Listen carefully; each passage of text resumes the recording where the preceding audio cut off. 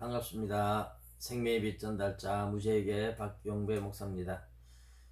오늘은 신명기 21장 말씀, 22장 말씀, 두 장 말씀을 간단하게 정리를 해드리겠습니다.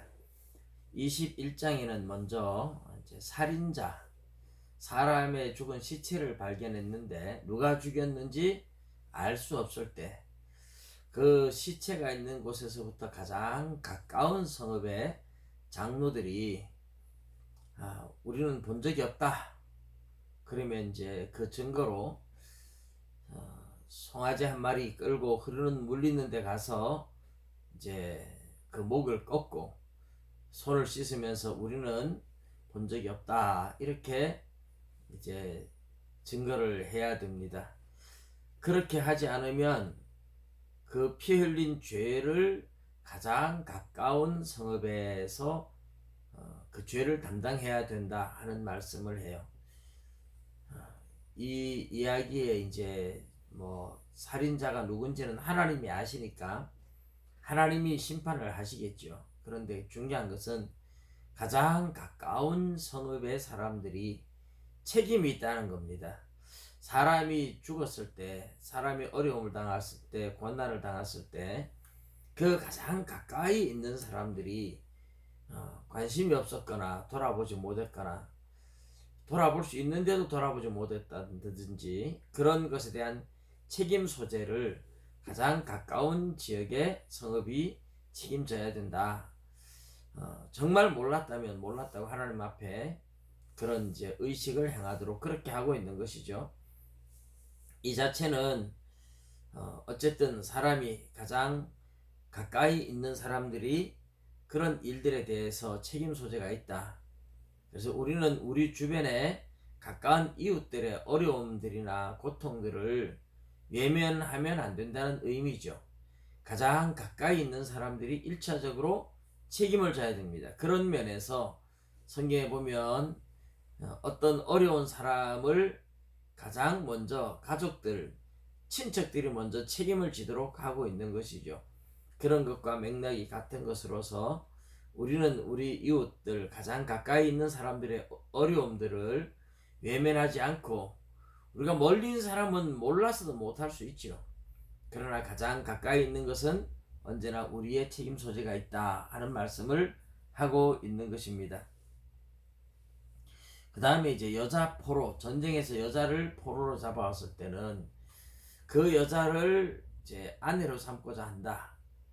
그러면 그 전쟁의 적군의 포로잖아요. 적군의 포로는 자기 부모 형제가 죽은 것을 위해서 한 달 동안 애도할 기간을 주고 난 후에 아내로 취하라고 말합니다.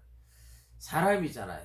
적군한테 포로로 잡혀가서 어쩔 수 없이 살지라도 전쟁에서 패배하고 가족들이 죽고 그런 슬픔과 한을 품고 살지 않도록 충분히 애도할 기간을 주고 슬퍼할 만큼 슬퍼하게 주라는 것입니다.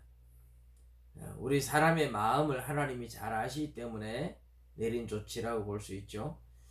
어떤 슬픔이나 분노나 이런 것들이 우리 마음에 쌓여 있으면 그것이 계속 우리의 삶에 부정적인 영향을 미친다는 것을 분명히 알게 해주는 것이죠. 만일에 그 여인을 좋아하지 않아서 데리고 살다가 내보낼 때는 노예로 팔아먹어서는 안 된다. 여인에게 욕을 보였으니까 거저 보내줘라 하는 말씀을 하고 있습니다. 그리고 나서 장자에게 두 몫을 주라는 이야기를 합니다. 부모가 자식들한테 재산을 물려준다면 10명의 자녀가 있다면 10명 다 한 몫씩 주되 장자에게는 두 몫을 줘라 하는 이야기예요. 이 두 몫을 주라는 이야기는 엘리야가 하늘로 올라갈 때 당신의 영감의 갑절을 달라 이렇게 말한 것이 아니라 당신의 영감의 두 몫을 달라 이렇게 했던 겁니다. 이것은 바로 장자권, 나에게 당신의 장자권을 물려달라 그런 의미죠. 그런데 이 장자가 만일에 첩을 두어가지고 첩을 더 사랑하고 첩을 더 아낄지라도 첩의 자식한테 장자권을 주지 말고 원래 가장 장자가 본 부인의 아들이 처자들이 장자라면 비록 미움을 받는 부인이라 할지라도 장자는 장자로 인정해 줘라, 그렇게 말씀을 했어요. 우리 성경에 대표적으로 야곱이 요셉을, 라헬을 사랑해서 요셉에게 장자권을 주지만 하나님은 그것이 아니다. 그래서 하나님은 루벤이 원래 장자니까 장자권을 주려고 했지만 루벤이 아버지의 침상을 더럽혔기 때문에 하나님께서 또 시므온과 레위 역시 큰 죄를 지어서 그들이 누릴 장자권을 잃어버리고 넷째 아들 유다가 장자권을, 하나님이 세운 장자권을 물려받죠. 물론 야곱은 요셉을 장자로 세워서 두 몫을 주지만 하나님은 하나님의 질서를 따라 유다를 장자로 삼았다 하는 것을 알 수 있습니다. 그리고 나서 패역한 자식이 있으면 성읍의 사람들한테 이야기해서 돌로 쳐 죽여라. 그래서 사람들이 본받고 두려워할 줄 알게 하고 악해지지 못하도록 막아주라 하는 이야기를 하고 있습니다. 여기까지가 신명기 21장 내용이고요. 22장의 내용은 크게 말하면 이웃사랑 그리고 부부간의 순결을 지킬 것, 이 두 가지 이야기를 하고 있습니다. 소나 양이 길을 잃었을 때 모르는 척 하지 말고 주인을 찾아주라든지, 소나 양이 소나 나귀가 짐을 잔뜩 싣고 가다 넘어졌으면 외면하지 말고 가서 짐을 부리고 소나 양을 일으킬 수 있도록 도와주라고 하는 것입니다. 이런 일들은 결국은 이웃 사랑에 해당합니다. 남의 것에 대해서 무관심하고, 지금 세상은 보면 점점 남의 것에 대해서 무관심해지죠. 외면하고 무관심하고, 같은 이웃에 살아도 너는 너 나는 나 전혀 간섭하지 않고. 그러나 옛날에 시골에서 보면 이웃집에 어려운 일이 있으면 가서 다 도와주고 무슨 음식을 하면 나누어 먹고, 그게 사람 사는 같은 것이죠. 하나님의 백성의 공동체는 항상 그렇게 더불어 살아가고 이웃을 아끼고 사랑하는 공동체가 되라 하는 의미의 말씀을 하신 겁니다. 그리고 순결에 대해서, 아내가 순결함에도 불구하고 억울한 누명을 씌우면 책임을 져야 되고, 또 다른 사람들의 그런 아내와 동침한다든지 하면 하나님이 절대로 용납하지 말라고 하는 것이죠. 이런 순결의 문제는 세상을 거룩하게 깨끗하게 바르게 만드는 정말 중요한 문제고, 순결이 더럽혀지면서 가정이 파괴되면요, 가정이 파괴되면 세상이 파괴되는 겁니다. 이 순결의 문제는 가정의 거룩성을 지키고 가정을 지키는 문제로서 굉장히 중요한 거예요.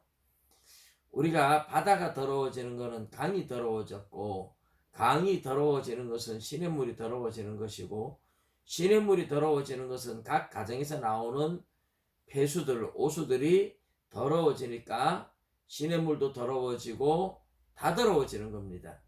가정 하나하나가 작아 보이지만 가정에서 흘러나오는 물이 더러워지면 전 세계의 물이 다 더러워질 수 있습니다. 제가 강원도 아주 시골 골짜기 펜션에 갔는데 그 시냇물이 그렇게 맑고 깨끗했대요.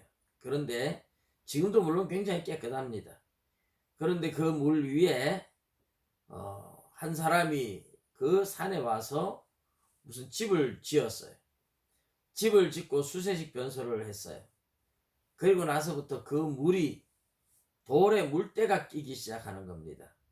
그래서 물은 깨끗해 보이는데 돌은 전부 다 더러워져 있어요.